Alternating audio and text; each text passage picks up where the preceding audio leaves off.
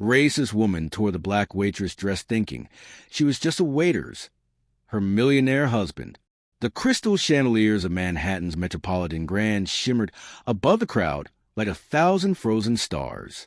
Beneath them, diamonds sparkled, champagne flowed, and the air pulsed with the soft murmur of old money congratulating itself. At the center of it all, Claudia Whitmore looked like royalty. Her silver gown clung to her tall, slender frame, her blonde hair arranged in a sleek chignon that whispered of money, lineage, and perfection. The annual Whitmore Foundation Gala was her favorite night, the one where she reminded everyone exactly how high she stood in New York's social hierarchy, which was why. When the young black waitress brushed past her with a tray of hors d'oeuvres, Claudia's eyes narrowed. "Careful," she snapped. The waitress, Aaliyah Brooks, turned quickly. "I'm so sorry, ma'am." Claudia's smile was paper-thin. "You should be. You people never look where you're going." And then, almost gracefully, she stumbled. The red wine glass tipped, splattering across Aaliyah's white serving dress. The crimson stain spread like blood on snow. Gasps rippled through surrounding tables. "Oh, dear," Claudia said sweetly, feigning concern. "Such a shame. Maybe next time you'll learn to move properly in civilized settings." Laughter, nervous, polite, rippled among the onlookers. Aaliyah's throat tightened, but she didn't react. She bent down to collect the shards of glass, her composure unbroken. "I'll take care of it right away, ma'am," she said softly. "Don't worry about it," Claudia announced loudly enough for half the room to hear. "Accidents happen when you hire that kind of people for elegant events." The words landed like daggers. Guests turned. Some looked uncomfortable, others merely curious. In a world built on unspoken hierarchies, Claudia had just said what many only thought. But one man at the head table had heard every word, and something inside him shifted. Jonathan Whitmore, Claudia's husband, real estate tycoon and host of the gala, watched with cold eyes. For 23 years, he had tolerated his wife's snobbery, her entitlement, her arrogance disguised as charm. But tonight, he saw something uglier than he'd ever admitted to himself. Cruelty. Aaliyah retreated to the kitchen, her hands trembling only when the door swung shut behind her. Steam rose from silver trays. Waiters shouted orders, and the air smelled of butter and nerves. She exhaled, steadying herself. 24 years old, Harvard MBA student, daughter of a single mother from the Bronx. She'd taken this job to help pay her last semester's tuition and cover rent for her younger sister, who was still in high school. She wasn't ashamed of the uniform. It was honest work, but humiliation burned like acid. Her reflection in the steel refrigerator glared back. Calm face, trembling hands. "She thinks I'm nothing," Aaliyah whispered. "Let her." What Claudia Whitmore didn't know was that Aaliyah's side job had another purpose. Her thesis focused on racial microaggressions in corporate environments, and she had been discreetly documenting real-world examples. In her apron pocket sat a tiny recording device. Tonight, Claudia had given her a masterpiece of cruelty on tape. When Aaliyah re-entered the grand hall wearing a fresh uniform, she could feel the weight of the whispers. Claudia had gathered her circle. Eleanor Pierce, Madeline Frost, and Beatrice Langford, women who collected gossip the way others collected jewelry. "Honestly, Eleanor," Claudia was saying, voice dripping with superiority, "the audacity of some people. Imagine thinking you belong in a place like this." Eleanor nodded, pearls swaying. "We've lowered our standards, dear. It's practically charity work, just attending." Laughter tinkled like broken glass. Aaliyah moved quietly among the tables, refilling glasses. She caught fragments of their conversation. "These people should learn manners. Our daughters would never work like that. She should be grateful we're even polite." When Claudia noticed Aaliyah nearby, she smiled coldly. "Well, look who's back. I do hope you found a replacement dress that fits properly. Can you read, darling?" The question sliced through the air. Conversations hushed. Even the violinist faltered. "Yes, ma'am," Aaliyah replied evenly.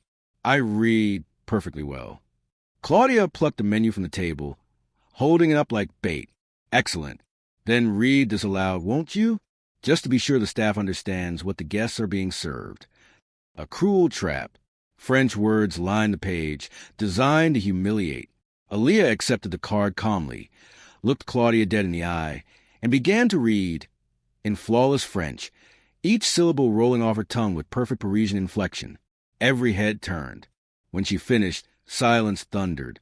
"I hope that was helpful, ma'am," Aaliyah said politely, returning the menu. Claudia's smile wavered, then vanished. Her pale face flushed crimson. At the head table, Jonathan Whitmore rose. "Perhaps," he said, voice echoing, "we should focus on the charity part of this evening." He gave Aaliyah a small nod, a silent apology, and a sign that he had seen everything. Later, as the crowd danced beneath chandeliers, Aaliyah slipped into a marble-lined restroom, locking herself in a stall.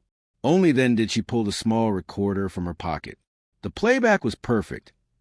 Every insult, every racist remark, crystal clear. She smiled faintly. A soft knock startled her. "Aaliyah?" It was Jonathan Whitmore. "Sir," she said cautiously, "may I speak with you for a moment?" Outside, he stood alone, hands clasped, guilt etched in every line of his face. "I owe you an apology," he said quietly. "What my wife did was beyond disgraceful. There's no excuse." Aaliyah studied him. She'd seen enough rich men to know the difference between condescension and sincerity. This man looked genuinely ashamed. "You're not responsible for her words, Mr. Whitmore." "I am," he said. "I've allowed them for too long." He hesitated, then asked, "You're not really a waitress, are you?" Aaliyah smiled. "What gave it away?" "The way you held your ground," Jonathan said. "And you're French. I've met Ivy League professors who couldn't pronounce amuse-bouche properly." She chuckled softly. "Harvard MBA. I'm studying organizational behavior and systemic discrimination." Jonathan blinked. "Harvard? My God, Claudia humiliated a Harvard student." "It's not the first time people like her have assumed things," Aaliyah said calmly. Jonathan rubbed his temples. "You're studying discrimination. Then maybe you can help me fix something." "Fix?" "My company, Whitmore Development, has diversity issues we've ignored for too long. I want someone who understands a real problem, not a PR consultant. I want you to audit us." Aaliyah's brows lifted. "Are you serious?" "Completely. I'll pay you market rate as an external consultant. You'll have full independence." She hesitated. "Why me?" "Because," Jonathan said simply, "you have something my board lacks, moral clarity." For a moment, neither spoke. The background music from the ballroom floated through the corridor, elegant, hollow, like the world they both saw too clearly now. Finally, Aaliyah nodded. "Send me the details. I'll consider it." Just as she turned to leave, Claudia appeared at the top of the stairs, her smile tight enough to crack. "Jonathan," she said sweetly, "what are you doing down here with her?" He didn't flinch, offering her a consulting position. The silence that followed was lethal. Claudia's face drained of color. "You must be joking. She's a waitress."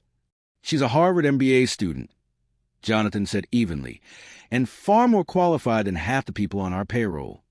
Claudia's eyes darted between them. "Darling, surely this is unnecessary. It was just a misunderstanding." "No," Jonathan interrupted. "It was racism, Claudia. Plain and simple." Aaliyah gave a polite smile. "Good evening, Mr. and Mrs. Whitmore." She turned and walked away, leaving the air around them colder than the marble floors.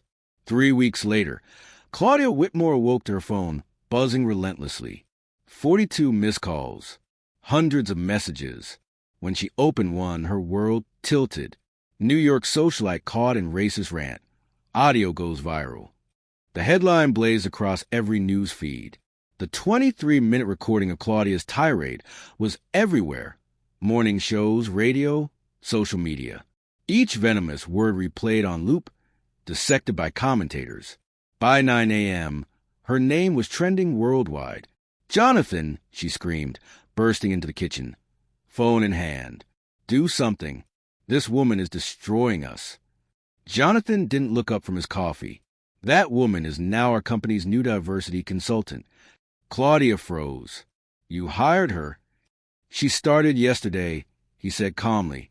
After listening to that audio, I realize we need her more than ever. Claudia's face contorted. She's trying to ruin me. No, Jonathan replied. You ruined yourself. Her phone rang again. Charlotte Vance, chairwoman of the Metropolitan Tennis Club. Claudia, Charlotte said curtly, the board met this morning. Your membership has been revoked effective immediately. The foundation cannot associate with someone whose behavior so blatantly contradicts our values. Before Claudia could protest, the line went dead. Next came messages from her social group, Ladies Who Lunch. Can't believe we ever invited her. Disgusting behavior. My husband said no business with Whitmore Development until she's gone. Her Instagram flooded with fury. Racist trash. Accountability time. Hope the waitress buys your mansion next. Even Eleanor Pierce texted in panic. Claudia, Charles canceled our renovation contract. We're socially ruined. By afternoon, Claudia's world had shrunk to the size of her gilded cage. Jonathan entered the living room with a folder. Divorce papers, he said quietly. My lawyer will handle the details. You can keep the house. She stared at him in disbelief. You're leaving me? Over her? I'm leaving you because of you, he said simply. Because for 23 years, I ignored who you truly are. And tonight, the world saw it too. While Claudia's empire status collapsed, Aaliyah's star ascended. At Whitmore Development, she worked tirelessly, auditing hiring systems, rewriting corporate policies, training executives on inclusion. Within 3 months, the company transformed from a scandal to a national model for reform. Jonathan watched her work with a mix of admiration and respect. You've done more for this company in 90 days than any consultant in 20 years, he told her one afternoon. I just gave people a mirror, Aaliyah said. They didn't like what they saw, but at least now they can change it. Her story, the waitress who changed corporate America, spread across major media. Universities invited her to speak. Consulting offers poured in. At Harvard, she graduated summa cum laude. During her commencement speech, she told her story without names, a tale of humiliation turned into justice. Never let someone else's prejudice define your worth, she said. The best revenge is success they never believed you could have. The audience erupted in applause. 6 months later, Aaliyah Brooks became Director of Diversity and Inclusion at Whitmore Development, overseeing reforms that reshaped corporate culture across New York. Jonathan Whitmore, now divorced, donated half his fortune to fund scholarships for underrepresented students. The Brooks Initiative, named in Aaliyah's honor. As for Claudia, she lived in silence in her Fifth Avenue penthouse. Curtains drawn, invitations gone. The city that once adored her name now used it as a cautionary tale. Even her apologies on social media were met with scorn. Every year, at Harvard's ethics course, professors played the infamous 23-minute audio clip as a case study titled The Cost of Prejudice. And in those recordings, one could still hear Claudia's voice, sharp, venomous, followed by the calm dignity of Aaliyah Brooks reading flawless French. The sound of ignorance meeting grace. The sound of justice. If you believe no one should be judged by the color of their skin or their uniform, remember Aaliyah Brooks' story, and never forget, underestimating people can cost far more than any fortune.